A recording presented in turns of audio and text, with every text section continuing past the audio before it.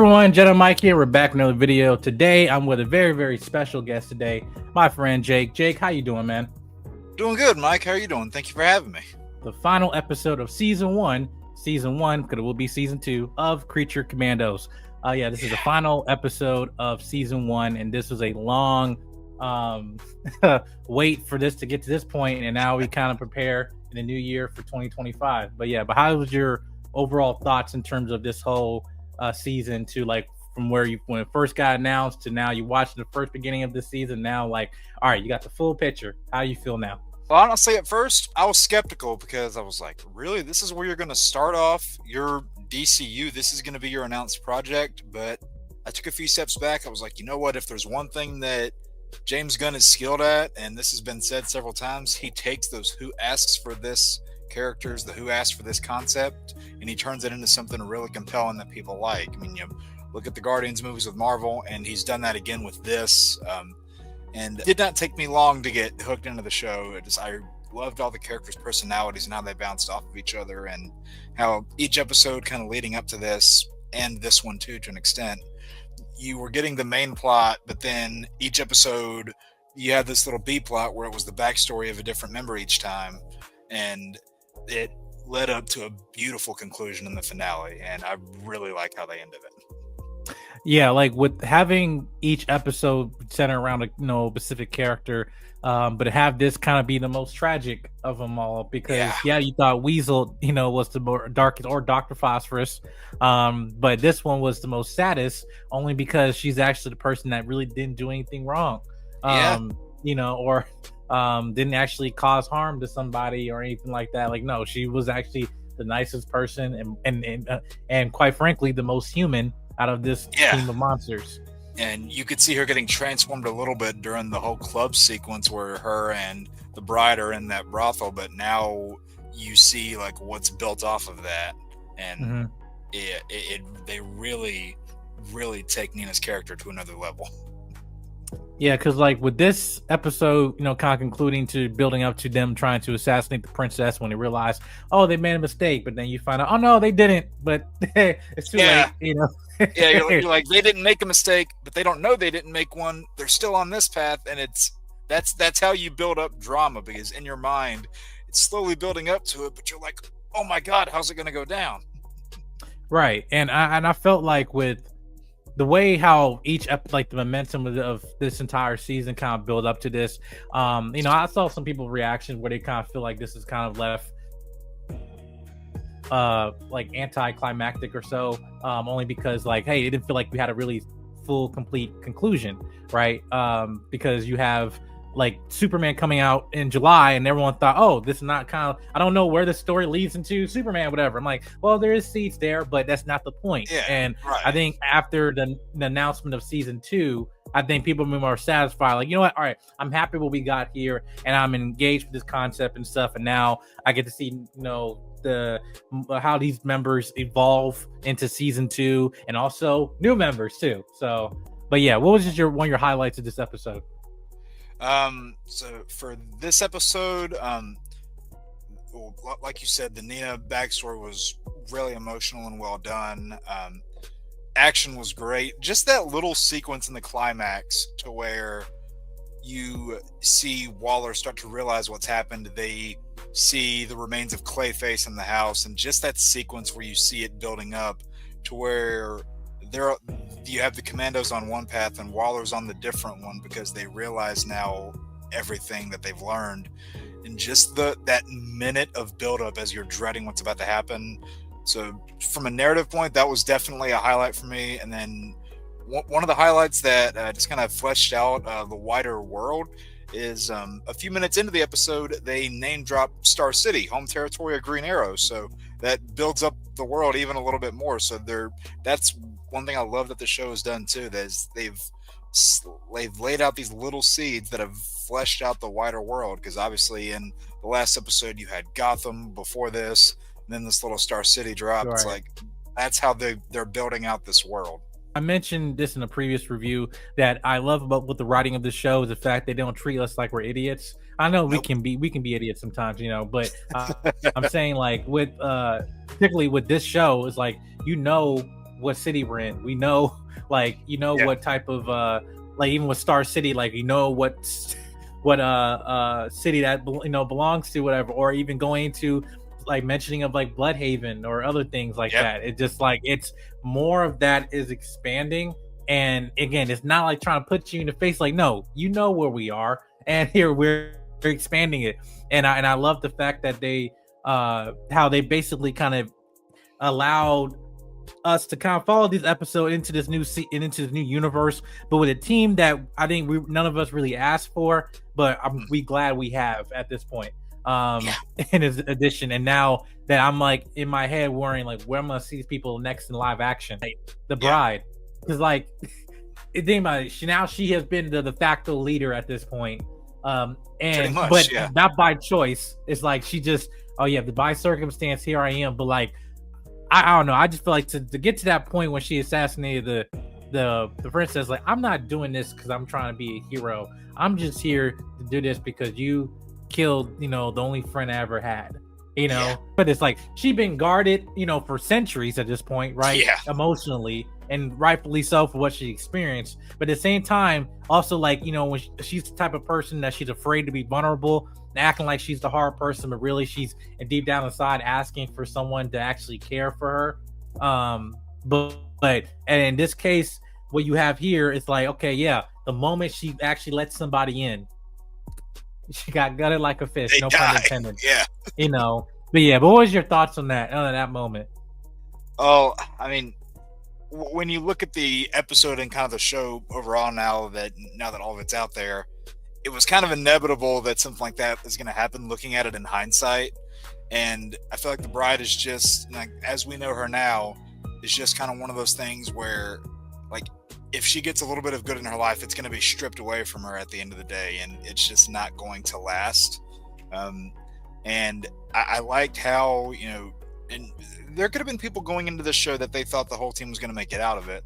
No, they revealed that nobody is safe. Obviously, you saw Flag get roughed up in the past couple episodes, and obviously you pretty much knew he was going to survive, but you didn't really know about any of the other characters. Just because they announced season 2 doesn't mean that the whole team was going to live. And now, like, the one, I guess, kind of thing that started wearing down the bride's walls that she's kind of set up emotionally, the only person that's done that is now gone. And she probably even feels a twinge of guilt there because she led Nina to do that. She encouraged her. She enabled her. She probably feels responsible for that in some degree. Yeah, and especially going to Nina's like backstory for one. Like, now, like, I have a sense of relatability on her because, again, I was born, like, I had a very, very severe case of eczema, like, as a kid and stuff. Like, you get picked on in school and stuff for something that for a condition that you have no control over, right? But also to have, on a writing standpoint, to have also a mother that doesn't accept her own child. But also on the other end, having a father that's so devoted, because usually in writing archetypes, it'll be the reverse of that. Like, father abandons, mother dedicated to child, whatever. Right. And I'm like, it put things in perspective. Like, normally you don't see like those type archetypes, but they exist. They do exist. A child with autism or something, or whatever it might be, like any type of birth defect or anything like that, disability, whatever, and how that might put stress on a parent, and both having definitely understandable reactions, whether it's right or wrong, it's whatever. But I was just happy to see that they didn't pull away from that on a emotional level in the writing, because again, it delivered, and then to a point where when the dad was taken out, it hit even more, because of that. They weren't trying to make light of that sort of condition or make light of any of those archetypes or shove it in your face with any of the writing. That was just the story that they were telling, and you could relate to a lot of it because like me, I was born with hydrocephalus, which is a funnily enough relating to Nina, which is actually a fluid-based condition. I couldn't control that. I had it for over 20 years. And I was always like, it was like a daily thing because you could see the visible scarring. I was always asked day in and day out. It got tiring. It wore you down. So I could relate to that a lot too. And it's again one of those things where you have that you have the devotion on one side and you have the kind of the isolation on the other. Like you said, normally it's reversed, but because of how they set it up, I don't think it would have worked that way. Because of how they set up the father as a character, I don't think it would have worked if they had done it the other way. Right. Yeah. I just, and I thought it was just the pacing on that, having him even when he was a surgeon to like go against also the doctor's orders and stuff, to the point where she actually mutated or evolved to a point where she just fully just breathes underwater and stuff. Yeah. But it makes her now a metahuman or a monster at this point. Now I need to see. Obviously, we have not seen James Gunn break down this video break down this episode because of the fires are happening, in LA right now. Pulling to Belle Rev against her will just because she looks different, but then witnessing the death of her father like that is so tragic. But then after all of that, you also had Weasel facing his trauma of the girl that he didn't save, to thinking, oh, that's the princess, and we still have not fully grasped his full backstory yet, because we don't even know if he's human or not. Of course, that's the thing you don't want to happen, because you're like, oh, why did he do that? But in the back of your head, like, why, and even if it's not the right thing, it still made complete sense from a writing standpoint, because he failed that girl in the school and he didn't want to fail somebody else like that, even though it wasn't him who and it wasn't him who killed those people. He still feels like he's responsible for it in some way, and he doesn't want to let another person down like that. He doesn't want to lose like a version of, I guess you can say, those friends, because those kids in the school were like friends of his. And they'd even established, in that episode, they said, oh, the princess played ball with him for like hours. So there's that little bit of connection there. He's just lost that so many times, and he didn't want to do it again. We get the revelation that that the queen or the princess is actually evil. Because again, but you got no sense of deposition until really what you first saw when she killed Nina, the look in her face, right? The sinister nature of her and that was just good animation. How like when she was swimming, how they were like paralleling, each other, and to the point where that she reached the point that she couldn't tell if she's looking down that she'll see Nina, right? But I just thought that was a good animation, point where they were doing that. But because all you can see at the top of the water, all you can see is the blood, and she's like, "Who is it?" And you're like, "Oh, this didn't go our way." Oh, well, the vision that we gave to Amanda Waller was actually a true vision that could have happened, but it's just more of like, hey, I'm taking you out so that not that it's never happened again, but again, you took the only friend that I have. And Amanda Waller is now at this point, still petrified from that vision, just like we are, but I think the point is that again, it kind of leads to terms of how they're going to be going down later in this DC universe and stuff. But basically of the new team, we see GI Robot coming back, Bulk and Hulkbuster, armor and everything. But I was happy that we could continue on him. He's one of my favorites. But then we got King Shark. He's back. Yeah. Preach Commandos and characters. Like I need to find looking comics to see who they are. That they showed up in previous. Well, I know one of them. One of them is like, which is kind of funny because the movie that just came out. This one is like Nosferatu, the one that looks like a female bat. That's the only character in there that I knew. I was like, hey, that's cool. Right after the episode. The movie came out. So that's but also like Frankenstein. He's still alive. But I think what some people might be a negative scene where you wanted that moment of them reuniting with each other to be more of a impactful moment, whatever, because again, he's not a good guy. But that moment, it just like at the height of the situation that he still had this clear devotion for her, and she's like, oh, you gotta be kidding me, but he's still alive though. But I don't know, I'll love to see how David Harbour come back to this and in live action to see how they're going to resolve that storyline between Frankenstein and the Bride. But what was your thoughts on that? I mean, I definitely didn't expect the reunion to be that done that way. Nor for it to be done that quickly into the episode, because it was in like the first few minutes. Yes. And when you get, because you think you'd been building up to it, you're like, okay, is there going to be, another climactic moment here? No, right away, and a lot more negative than you think it's going to be, especially just because you've seen Eric Frankenstein just be so looking forward to it the past couple episodes, and you're like, oh, this is going to be great. We're going to have a nice reunion. Everything is going to be all happy, hunky dory. No, not at all. And I love that they subverted expectations like that.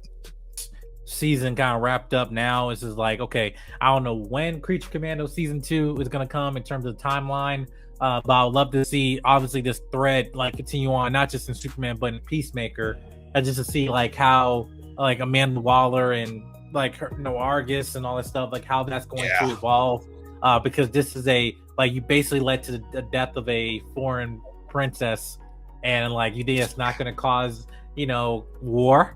Like what are going to be the ramifications of that? And I wouldn't be surprised that if in Superman there was like a little throwaway line of dialogue in the background that just says what happened there.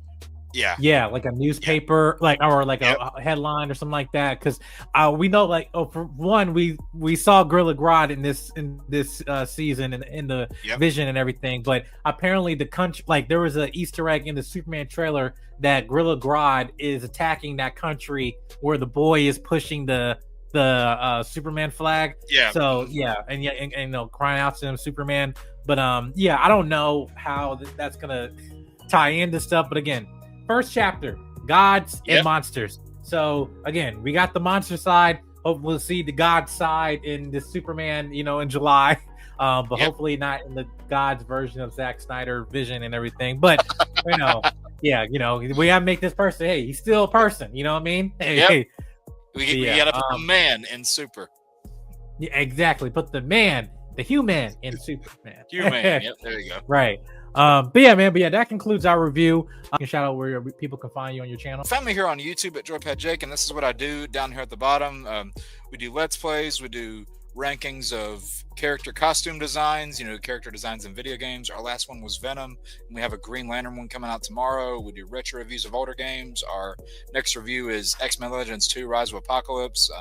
Also do a crap ton of rankings on things in the Arkham series. So if there's a specific thing that any Arkham fans want to see ranked, just leave a comment, let me know.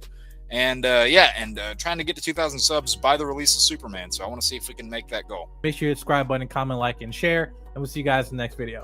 Peace. Cool. Peace.